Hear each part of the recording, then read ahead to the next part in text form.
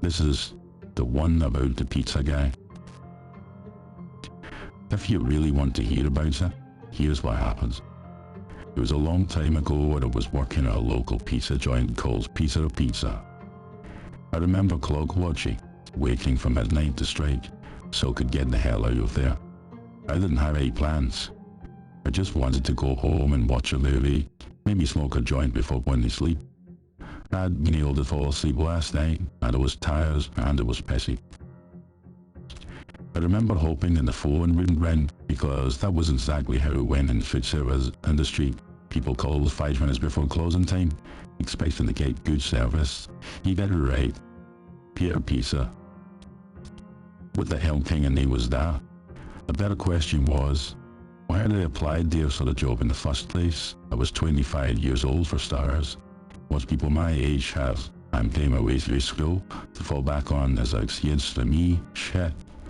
All I could say was, this all qualifies for, because I couldn't decide on a major when I was younger. And now that I'm older and wiser, I realised everything else is a fucking waste of time. Whatever, not defeat and I. You pretty much go hands and times. 14 minutes until I could get out. I hated the customers or guests, as the management wanted us to call them. Guests, fat ass. Being a guest required just a little bit of dignity, so these assholes that waddled in at your pizza were being referred to as customers. I didn't work this front counter too much. I'm not entirely sure which end of the stick was getting, because I usually clocked in as a delivery driver. Paul, you ordered pure pizza, gave me 50 extra bucks a week to pay for gas, which was more than enough. Paul was okay, definitely not my favourite person. He had his moments of pleasantness though. Today wasn't one of those nights. He had a stick up his arse for some reason or another, and it had been there since he walked in the front door. I did see on his face, and his eyes behind his glasses, rather than dull. I'd arrived at work pleasantly stoned and had stayed that way until now. Didn't really care why old Paulie was mad, not as a care if he was going to feel there. Not with 12 minutes left on the clock. You can't just close the goddamn doors a few minutes early, can't you? I thought, rolling my eyes as I watched the second hand tink its way around the block. Paul was one of those bosses, the kind that would leave his front doors open for another 10 or 20 minutes past close. And he wondered why the turnover rate was so high. When you plunder the customers and not the employees, things are bound to go wrong. I was sorry that reached into a back pocket to retrieve my cell phone. That was when the phone on the counter handed me behind me round for the first time in 2.5 hours. Oh fuck. I droned, rolling my head back. Subtlety and I were in kind of a clash. I was pissed. It was 10 minutes until close. Asshole, I muttered as I picked up the phone and put the receiver's radio.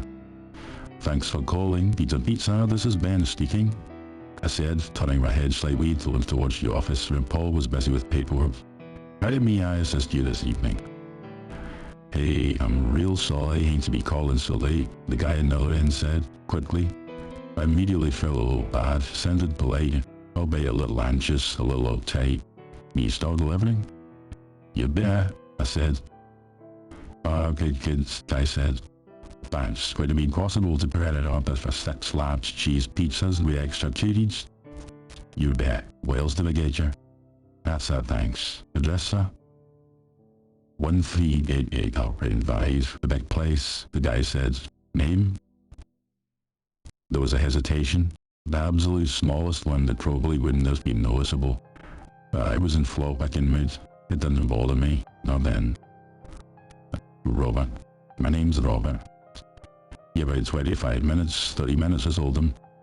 He thanked me again and they hung up as I punched the order into my terminal. I heard Paul exclaiming it back. God damn it, he cried. 6 goddamn pizzas. It's almost midnight. You could have closed down with. I muttered under my breath. Then was aside to Paul. Right there with you, Morris. The pizzas take 15 minutes to make. Paul told me to head home after the delivery. He didn't feel like waiting around for it. I was just fine with that. I didn't even know where Alpine Drive was until I punched that particular latch at 12:15. I sat down in my Mazda 3 and started the engine, waiting for the app to load. You should reach your destination by 12:40, Google told me. I tilted my head back against the seat and let out a groan. Should reach my destination at 12:40. That was just great. Thanks, hello, I said. Kind of wish you would say, "You're welcome, Ben," or something cool like that. But I don't know how comfortable I am with being on first-name basis in a Samsung. The order total was over $70 though, including the delivery charge. That meant an extra 10 or 20 bucks in my wallet, which was fine by me. Hopefully they weren't arseholes who didn't tip. I shifted them to gear and started heading for Alpine Drive. I wish we had a delivery zone that was smaller than 30 miles. However, human was. I told Riley Stone there was by the time Google announced that I would reach my destination in 3 minutes. I'd taken Highway 54 all the way south, and the drive had been quick and uneventful. I played Uncle Lane Trio and Blink 182 on the way because sometimes never get old, no matter how old you are. I wasn't really familiar with the area, and I was glad to hell have GPS. After a while, the endless fields on either side of the highway had slowly turned into black looming forests. The peaceful black shapes against the timeless dark sky, well only by the cast of our headlights. I'm very sure it was the first and last time that first says on the 54. I'm all over here.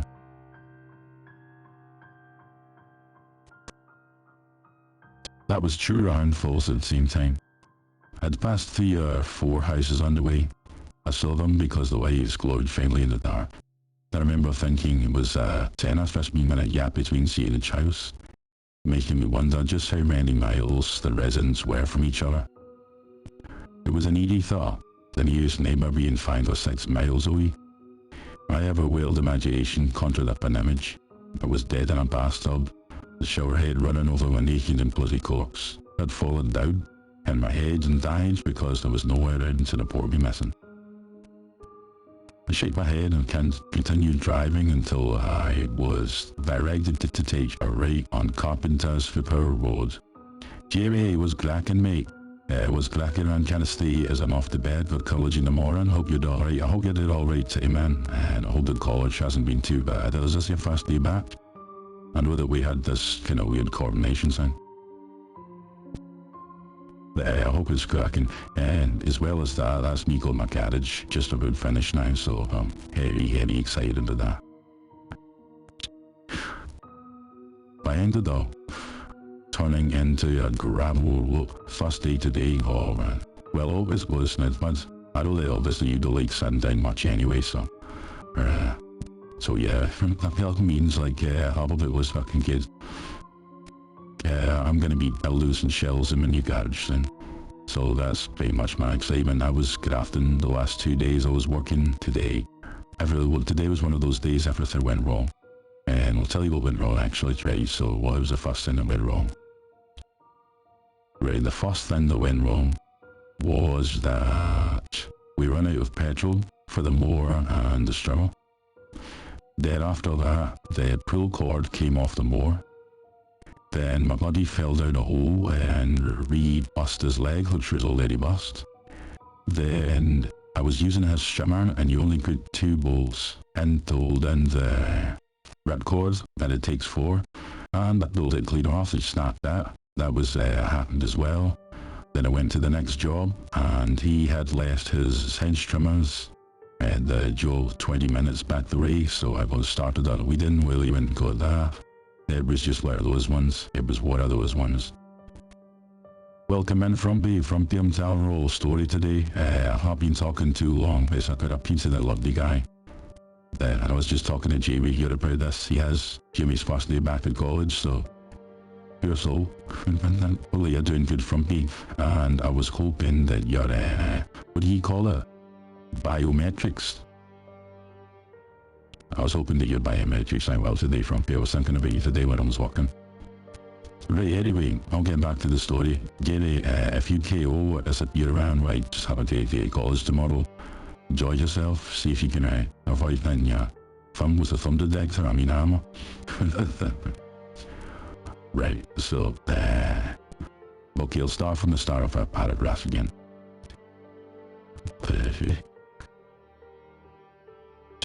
I'm all worried here. That was true and false at the same time. I'd passed 3 or 4 houses on the way. I saw them because of the lights glowed faintly in the dark. I remember thinking it was maybe a 10 or 15 minute gap between seeing each house, making me wonder just how many miles the residents were from each other. It was an eerie thought, the nearest neighbour being 5 or 6 miles away. My ever-wild imagination conjured up an image. I was dead in a bathtub. The shower head when I rolled on my naked and bloody corpse had fallen down, and my aunt died because there was no one around to report me missing. I shook my head and continued driver until I was about ready to take a right on Carpenter Dupper Road. I ended up turning onto a gravel road, the side passing a bullet-riddled speed sign, saying it was 55 through here. Was he serious? Who the hell went 65 miles an hour on paved road? I go to that steady 40, keeping my eyes peeled for the wildlife and random farm machinery. I wasn't worried about other cars because it had been 15 minutes since I'd seen one. It may be longer actually. But hold on. It was only 5 or so minutes until I reached the end of what looked like a driveway. Her dad told me that I would reach my destination after I turned right. I obliged and continued up the driveway. I was searching for the house and couldn't find it. The map said that the house was on the left-hand side of the road, but it wasn't. You have arrived at your destination. No, I haven't, I said impatiently. There was nothing but trees on my left, so thickly knotted together that it looked impossible to walk through, let alone inhabit a home with modern conveniences here. I slowed down a little bit, and the bright beam of what could only be a porch light flared up in my rear view mirror on the right side of the road. Google and you asshole. It took me a minute to do a successful 180, but I eventually started up the driveway. The driveway was paved, and a few moments after I pulled into it, I was aware that my tires were no longer crunching gravel. It had gotten very quiet, and this, for whatever reason, was really unnerving. I rounded the bend, and beyond the pine trees surrounding me was the house. Whatever light I'd seen was far off now, and the place was totally dark. The driveway looked around in front of the house. I slowed to a stop and parked. We should be engineering out of habit. People keep telling me that my car's gonna get stolen. Please, steal my Mazda. But if we would leave, maybe I'd gotten the wrong address. I'd typed in the wrong one or something. The GPS had already been rolled once. No, the address next to the door was the same as what I typed in. I shrugged it off because it wasn't that big of a deal. It wasn't a big deal there anyway, as that's how things go. The characters in the horror movies make those stupid decisions because they were upstairs to investigate a strange noise as though most people would likely do. It's bar logic because floorboards like to feed randomly and things fall over all the time. It's a security thing though. We as human beings have to be certain that we're safe. The idea of an intruder was a slimy thought. The word intruder, you might have set us a feel to it. Hey, Play-Doh, your philosophies and anecdotes are adorable, but young pieces are going to get cold if you're going to be munching here in Bumfuck. I was tired. My mind tends to wander when I'm tired. Slapped happy, I think it's called. I got out of the car and stood up straight, stretching and listening for a moment to hear my joints crack. I let out a long breath and walked to the trunk to retrieve the pizzas, because that's just how much I cared with my job. These valued customers. They called just before closing. I took another glance at the dark Harold house that rolled my eyes. This is probably a prank call. I was willing to bet a testicle that a bunch of assholes had picked a random address and sent me to. You're probably all having a laugh. I'm not trying to be overly emotional, but I honestly hurt my feelings. What a fucking waste of time. I need a new job. The pizzas are all in an insulated bag and I carried it lightly on my fingertips. I waited tables from God knows how long before this. That's a gigantically set of forearms and really strong fingers because of how often it holds heavy trees and plates. I balanced the bag without saw as I made my way around the car and up the driveway towards the front porch. The center issues crunching over loose gravel and dead leaves is loud, and I felt isolated. 1,000 miles from nowhere. There was no wind, The woods around me were quiet, and the only light, or doesn't have been light, was the glow of my headlights. I don't know why I looked up at the second floor as I walked across the yard. I was lost in thought, noting the grass was long and in need of cut trim. It was a quick glance up that led to an attempt at looking forward again. I looked up again, and in a flash, I thought I'd seen the silhouette of a man in one of the upstairs windows. I meant to be attracted away. I don't know if I want to meet the owners of a place this far out in the Bennies. The thought gave me goosebumps. I tried to ignore. I mounted the porch steps and walked across it, thudding and creaking across the floorboards. I noticed there was no doorbell and that the curtains were drawn. I didn't give either a second thought as I knocked on the door and the tune of the scenes from Star Wars. My routes at work had taken me to some really shitty places. This house looked fine, a little unkempt, but far from gentrified.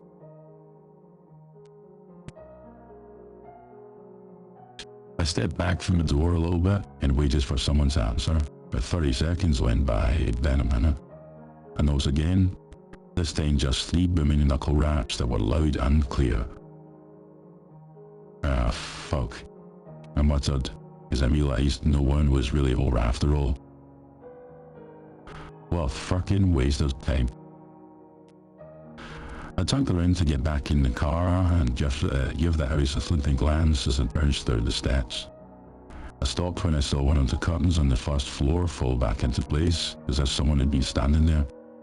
"Hey," I called. "Hey, dude, I've got a bunch of pieces for you."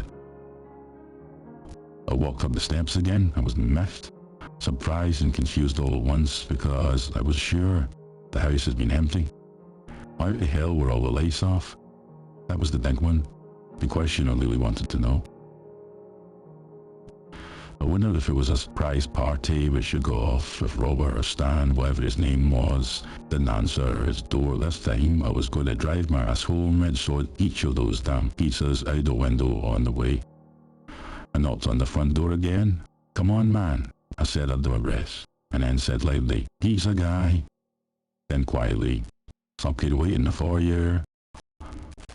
I gave it a full minute and turned around to leave, but as I did, inside those 3 steps inside the house made me stop. I turned around again and was about to knock when I heard someone say, "Hey, sorry." It was a man's voice, low and pleasant like a radio and talk show host. It had scared the hell out of me anyway. I wondered why he was talking to me through the door instead of just opening it. "That's totally fine," I replied uncertainly. "You Richie?" There was the slightest pause before he said, "It's Robert." The tone of his voice, as he emphasized his name, was a little weird, like he forgot it. I didn't think too much of him, mostly because he'd schemed the hell out of me, but because the customers I served were strange and sometimes liked to use fake names when ordering pizzas, like Dale Gribble and King of the Hill. I don't know why, and I don't question why people are the way they are. "You ordered 6 large cheeses." I felt ridiculous talking to this guy through the door and a little uncertain. I was ready to run at any moment, in case things went south with the guy behind the door. Sirens were off inside. The guy instantly struck a weird chord with me, but not a threatening one. Yes I did. "Look, I know this is a weird question, but could you come around to the back door and meet me on the patio?" I didn't answer right away, and maybe that's why he added, "This door is all fucked up. I was waiting for you in the kitchen. I thought I mentioned that on the phone." All I could really say was, "Oh, yeah, okay. You told me that." I didn't think so. I couldn't remember. I'd been pissed about how late it was and everything but the order itself, and it vacated my mind. I was a little uncertain by now how quickly he added that the door was busted.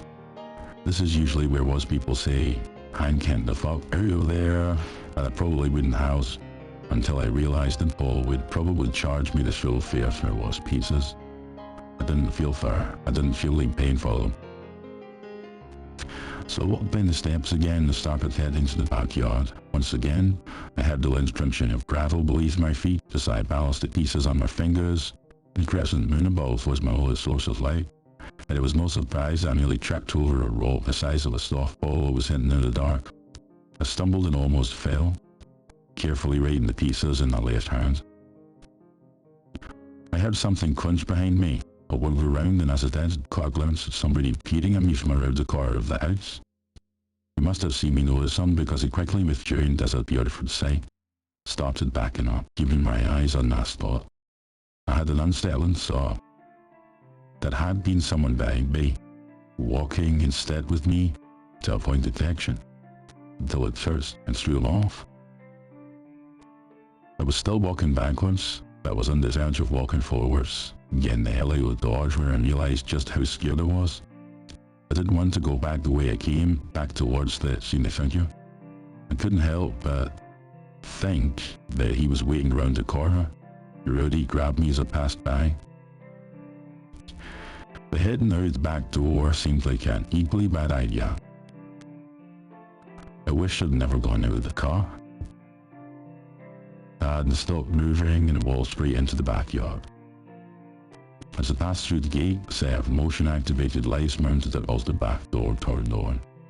I dropped to pieces in shock when the bright halogen lights washed over me and illuminated most of the backyard. I turned around wildly, expecting to see someone standing behind me, to a surprise though. I didn't see anything but a fenced-in backyard that was flush with instantly. The grass was ankle-high, at least from various leads, but I didn't pay much attention to that. The yard was huge, and the GoPro hadn't had time to mow. I was collecting the pieces from the ground when I heard somebody say, "Hey buddy."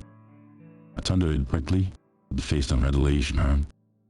He was standing on the back porch, with both his hands held open at waist level, and an unintimidating gesture. He looked around the wall wildly and gave Gwen after a smile as I jumped on my feet. "Sorry, I didn't mean to scare you," he said, smiling sheepishly. "Oh, it's just the eyes, Ash," I told him, shifting the pieces around so they were evenly stacked.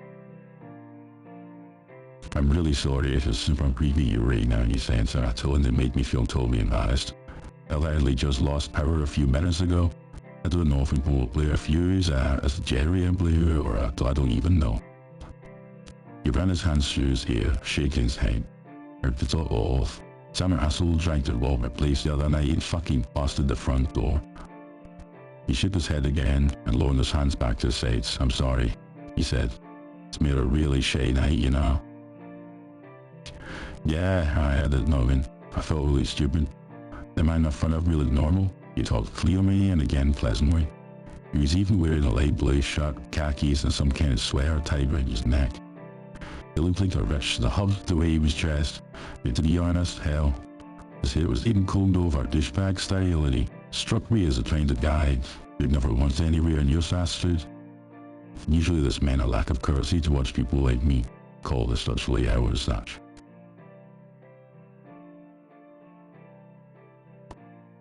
It wasn't quite ease, but never am on deliveries. People are capable of dark things a lot of the time. You do those things for money.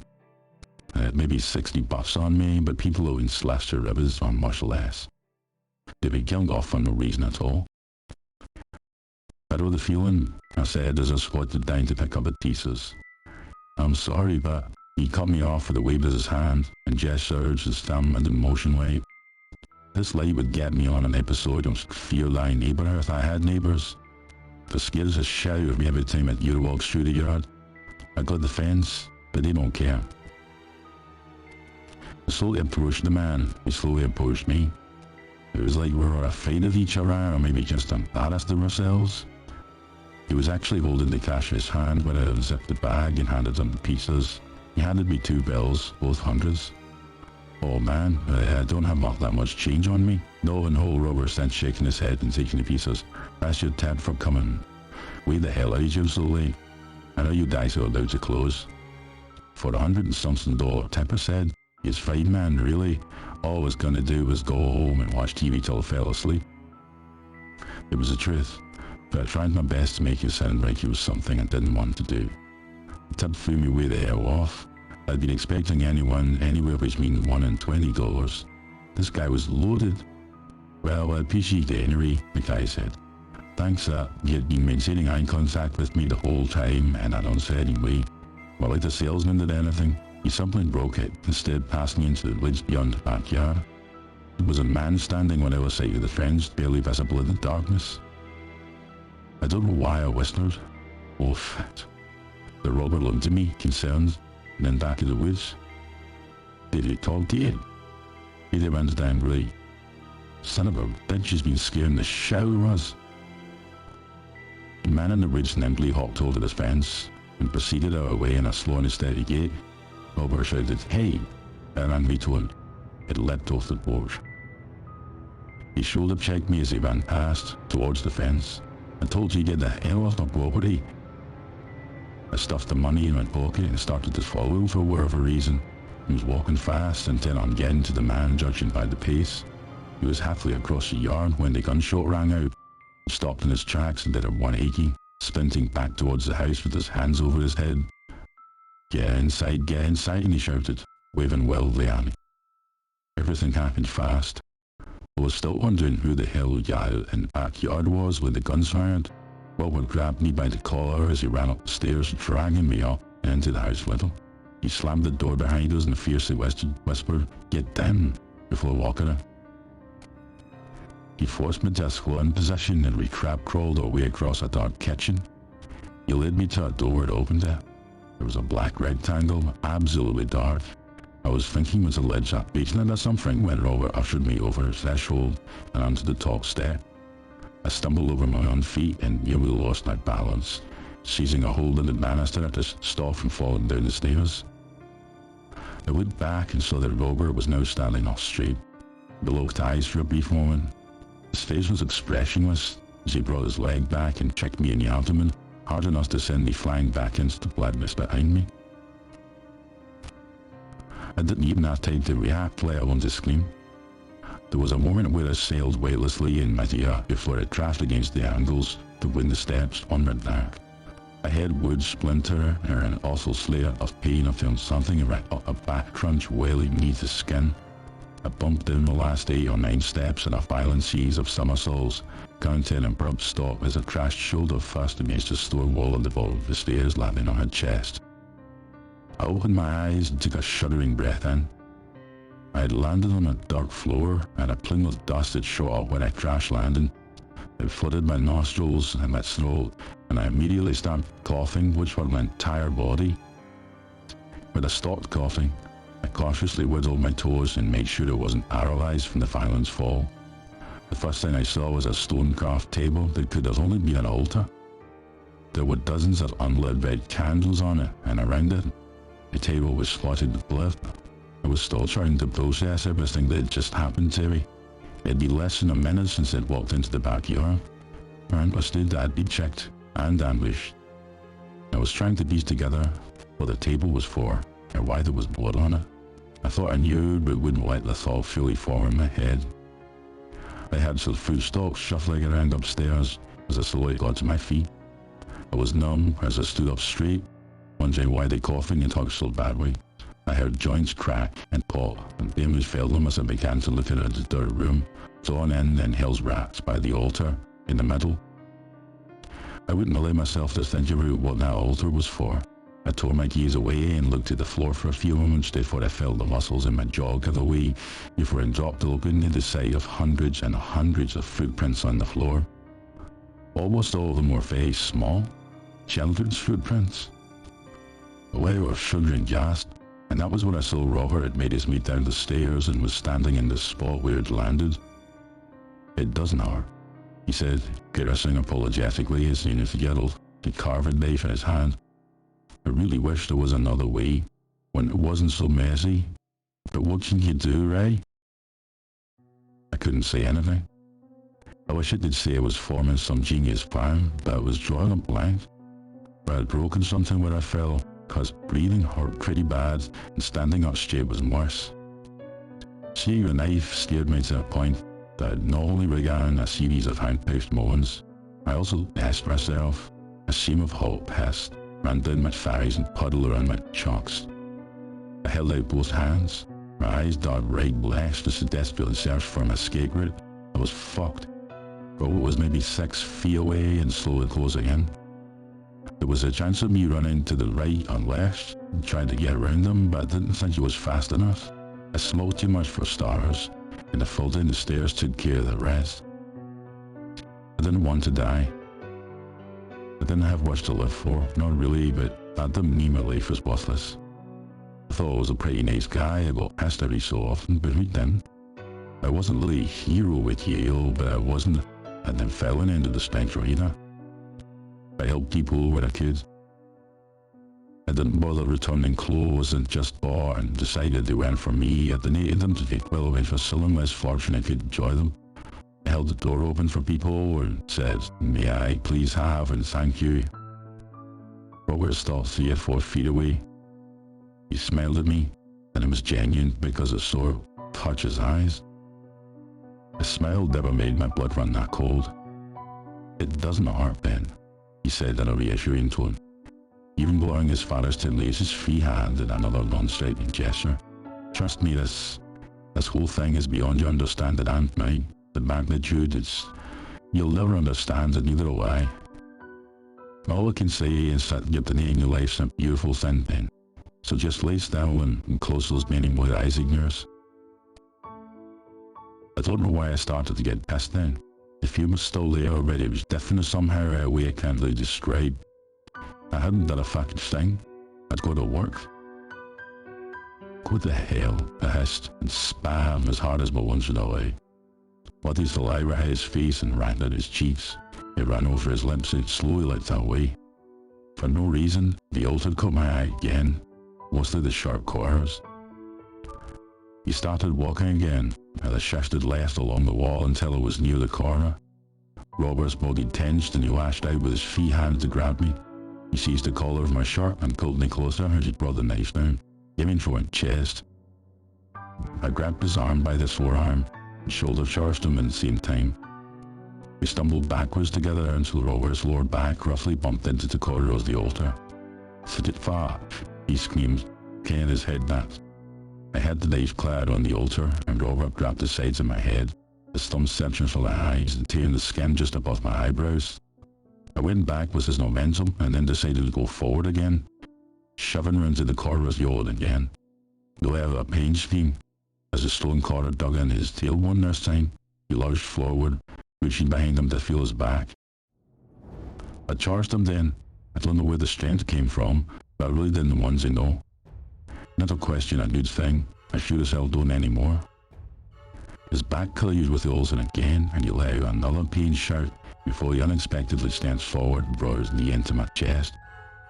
I don't think I'll ever feel pain like that again. I saw stars that screamed so loudly I saw red and black spots glittering in front of the stars. I was holding my chest and abdomen with both hands, barely able to breathe, but I saw Robert closing in on me, taking long and purposeful strides. I didn't think as I lowered my head and charged him with a headbutt, but the last bit of strength I had. The top of my head slammed into his abdomen. I had the wind rush out of his lungs, and he flew back from the impact. There was a low series of scratch as his shoes lost their grip on the dirt floor. He lost his balance and fell back, shooting both arms out steadying to steady himself, but was failing. His head met the corner of the stone altar with a wet crack, and a large streak of blood that hit me in the face as a few feet away. So I cried out and frantically started wiping my eyes with my forearm. A vision cleared and I saw Robert, leaning up against the side of the altar. A hairy smear of blood led from the sharp corner to where his head was now. His eyes were bugging out. His mouth was hanging open. There was a growing pool of blood around him. Was he dead? It had to be. His head had just got split open like an egg. I quickly stepped past him, making my way from the stairs.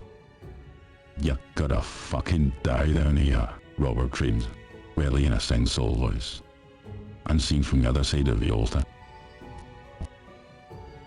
I had more scraping and knew that he was starting to get to his feet. I saw one of his bloody hands he chucked and gripped the edge of the altar. I didn't stick around to see anything else.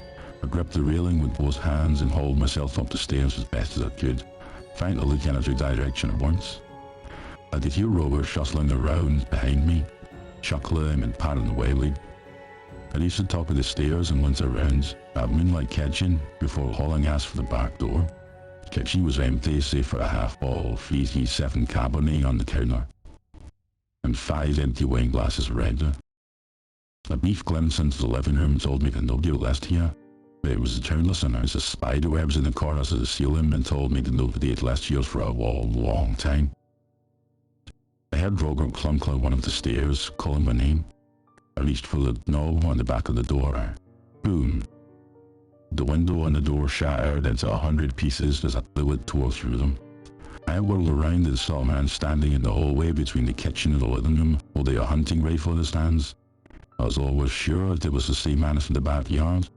He jacked another round in and leveled it in my chest. I held both hands out as he went, wait, no, please, no, God, no. The man's eyes locked his mind before he impromptu dropped his rifle, gasping one time before he exploded. I stared at the spot where he had been standing 2 seconds ago, I had the rifle on the ground. I was half thinking he had been waiting some sort of ball, but there had been no sound except the deepest scent of pulverizing foam and ripping flesh. There was blood everywhere now, covering the walls and my body, and it was still standing, frozen in place, with one hand on the doorknob when Robert appeared in the basement doorway. One of his eyes was crooked, looking in every direction, while one was looked on me and full of Ivan. He stayed silent as he started towards me. I don't think he would have known anything was wrong if he hadn't tripped over the dropped rifle. He stumbled briefly and limped down, revealing the gaping hole on the back of his head. I could see his brain in the glimmer of the moonlight, silver grey, pulsating.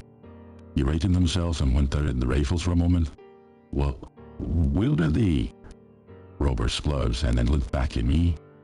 He trailed off instead of me intently, but at least I thought he was looking at me. He was looking past me, almost the same he had looked past me a few minutes ago. I jerkily turned my head and saw what he was looking at. There was a yellow jacket on the door behind me, lazily crawling in the woods. I was prepared to move away when they flickered. The winds took off into the sky, into the air. He flew into the darkness and up gone. Oh no, Robert whispered, covering his face with both hands. Oh no. What is that? I asked quietly as the float began to vibrate silent. I was no longer afraid of Robert or who his rails with him. The look of terror on his face told me I should probably be afraid of whoever he was afraid of too. Why couldn't he just go to sleep? Robert whimpered, and both of his eyes exploded. Blood splattered on my chest, and I turned the knob, pulled the door open as all hell broke loose in 1388 Alpine Drive. Hornets flew over Robert's body, but the eye sockets, with steam shroud, reaching up to jab it off. The drained kitchen sink made a loud growl before sending out an endless sort of shit. I'm sure it was shit. The splatter against the ceiling hard enough to make a hole. The oven exploded in a fireball. I saw 4 figures, all the size of children, burning little wildfire emerge. I heard the sound of the children crying, but also the sound of them laughing too. Robert turned in their direction, still screaming, and tried to cover his hands. He held out one hand in the children's direction. One of them reached out and took it, burning his fingers off his hands with an audible sizzle. I was still gripping the doorknob tightly, but I looked down and my hand was like crushed in my heart. I was now holding an eye the size of a tennis ball in my right hand that oozed blood's yellow flame between my fingers. I cried out and threw it into the kitchen as the walls began to split.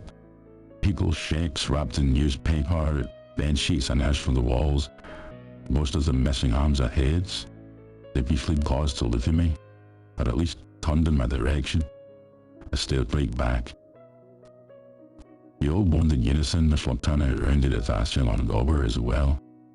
I heard a series of cracks, and looked in the hallway towards the living room and saw something bulging beneath the floor.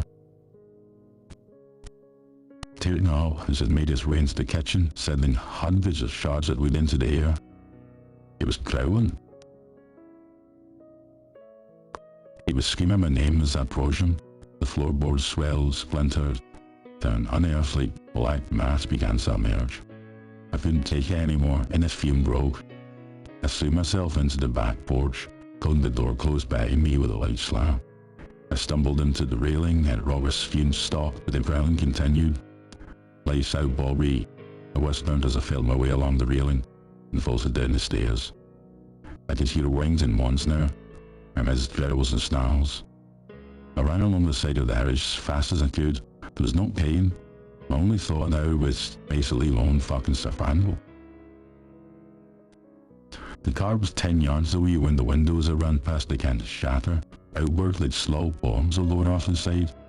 I crowded out with each one, covered my head, never taking my eyes off the car.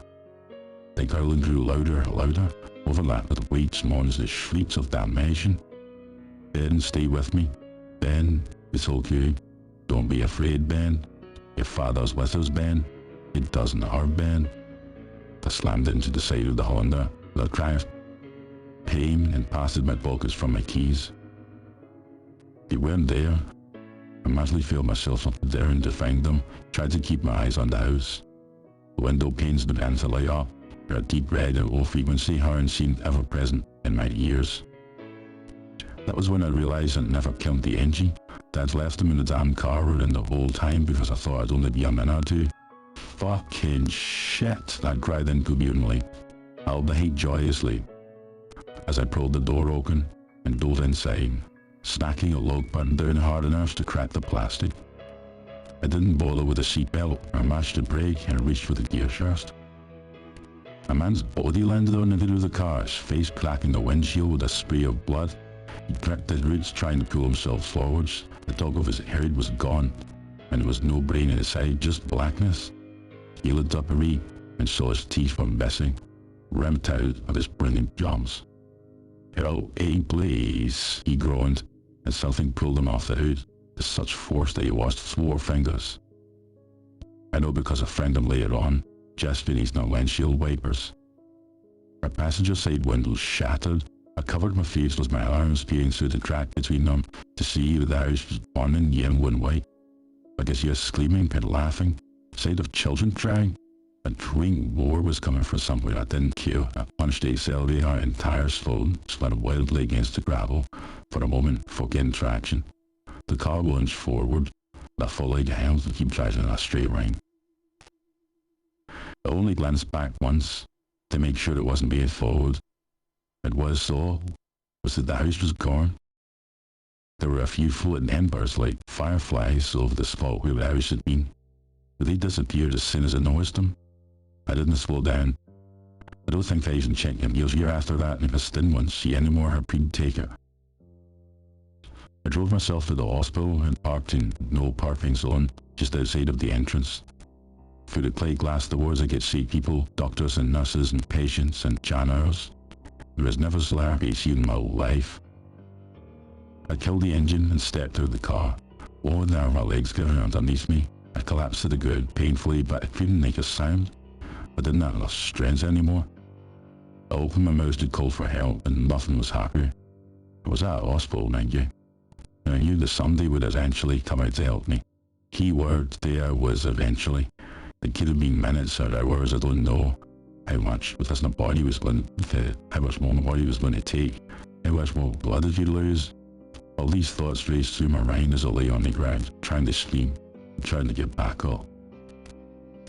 I stopped moving entirely when I heard the click of my car's lock disengaging. The back door, the driver's sliding slowly opened up, and a leg, clad in black vest hands, a shiny black dress shoe, carefully stepped into the pavement. Another followed. The man stepped out of the Honda. He was dressed in black, but there was something about him that was almost comforting. His presence was welcomed. I never saw his face. He closed my back door. He stood over me for a few seconds. "Thanks for the lift, kid," he said pleasantly, and stepped around me, out of sight. I dimly heard him say, "I think this gentleman needs some help." He walked back towards me and then past me in the opposite direction. From this angle I could see him. I watched him walk away into the shadows and the streetlights on the street. I could hear him hurrying faintly, melodically. I'd never heard that melody before, and I haven't heard it since. I heard the sounds of footsteps approaching, and the way the accompanying voices sounded, they belonged to medical staff. The man stopped halfway down the block, pausing beneath a broken streetlight and looking off at the sky. A white-clad leg stepped in front of me for a split second and the man was gone where I would so next. His empty clothes hovered in the air for a moment as if somebody was still inside of him before collapsing silently to the sidewalk. A black mist floated up towards the sky, engulfing the dead sheet right for a moment before dissipating entirely. The light flickered a few times and then began to burn brightly. That was the last thing I saw before it passed out.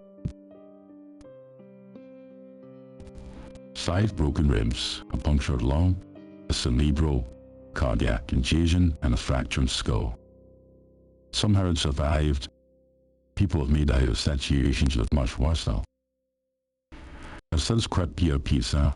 I haven't exactly gotten my life together as of yet. So I can say that I've been a whole lot happier since the night saw it was almost killed. The police checked out the house on Alpine Drive, which was nothing more than a foundation that had been abandoned for 3 decades.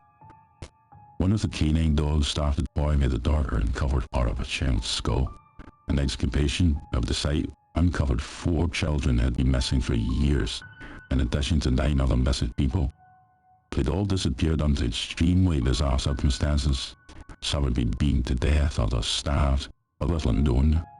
The children had been burned alive and the rest had been crudely mummified with newspaper and Elmer's ordered.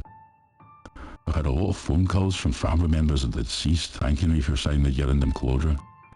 I don't know where they got the idea that I was the one they should be thanking, but I was glad they could find the answers they were looking for, even though they only believe for half an answer. About all of a find the answers I'm looking for. And really one question raised on my mind that day, and there, with that hill those guys messing around with, why did they hitch a ride in that back seat? So that was the pizza guy. Yeah, a slightly longer story than I would normally be. Normally I read several a night or whatever. But tonight